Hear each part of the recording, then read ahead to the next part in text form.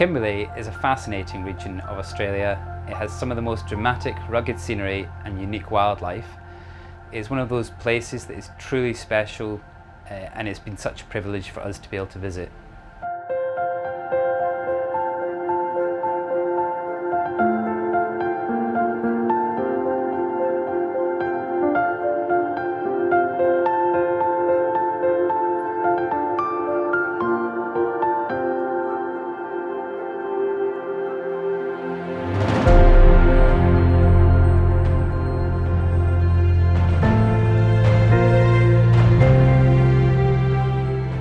For me personally, I love coming to the Kimberleys because of that sense of isolation, sort of remoteness.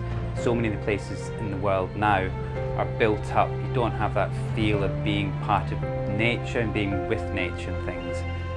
And that's what's great about the Kimberley.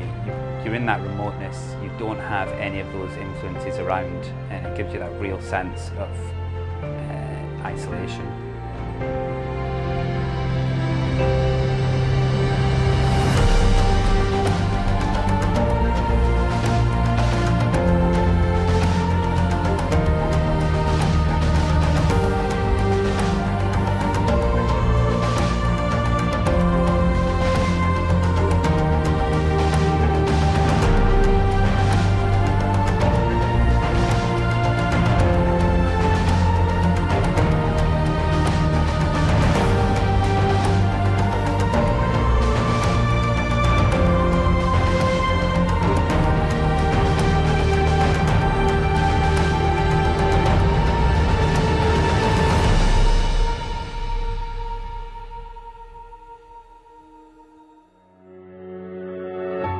The geology in the Kimberley is so special. We've seen this particularly at places such as King George River, where we travelled up the river between the sandstone cliffs, and you can see the incredible patterns, the erosion that's happened in there to shape these rocks over time. And of course the iron oxide within the sandstone itself, of course, gives it that distinctive orange colour.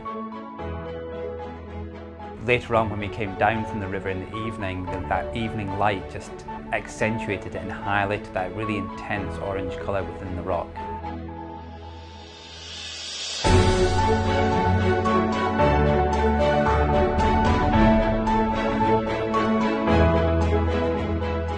The tidal differences in the Kimberley are some of the largest in the world. We see that at places such as the horizontal falls where we went and we had those really turbulent waters, and that's because the tide is changing and forcing the water through them and creating such a great spectacle there. When we zodiaced in the Hunter River, we can see there the extreme changes in the tide, that it just completely transforms the landscape. At low tide you have the mud banks that you can see, and then when the tide comes in it completely submerges a lot of the mangroves in the area.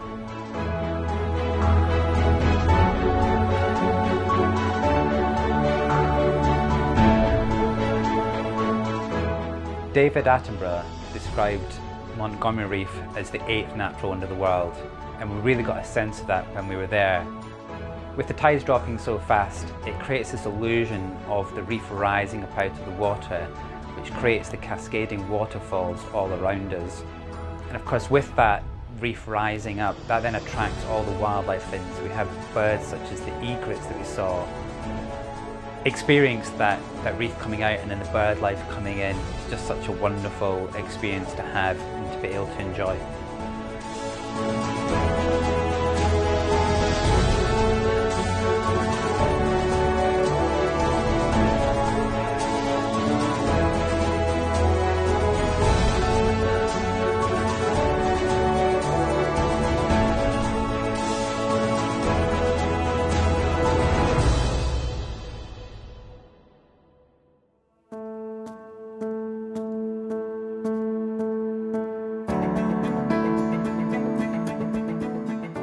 What fascinates me about the art we saw at Freshwater Cove is that it dates back thousands of years, but it's still part of the culture today, and that's something we've lost in other parts of the world. Evidence has been found in the region dating the culture back 70,000 years, and to still see that today is just almost beyond comprehension. It's incredible. It's such a privilege to be able to hear directly from the traditional custodians talk about what the art means to them.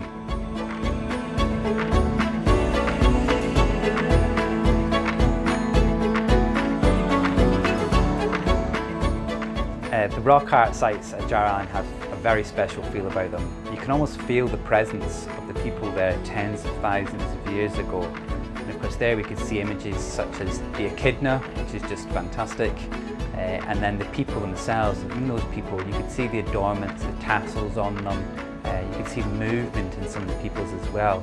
And it's that real feeling that then takes you back to the time when they were being created. You can almost see and feel the artist when they're doing it.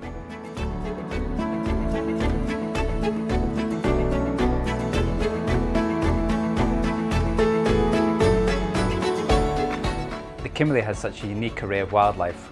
Along this journey we've seen everything from rock wallabies to saltwater crocodiles, freshwater crocodiles, multiple species of dolphins.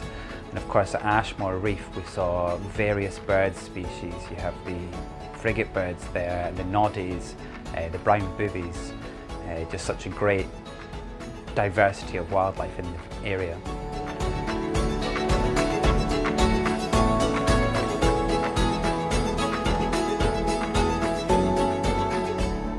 As guides, we love coming to the Kimberley, and I hope that everybody takes home a long-lasting appreciation of how special the area is, not just through the landscape, but also through the wildlife and the culture.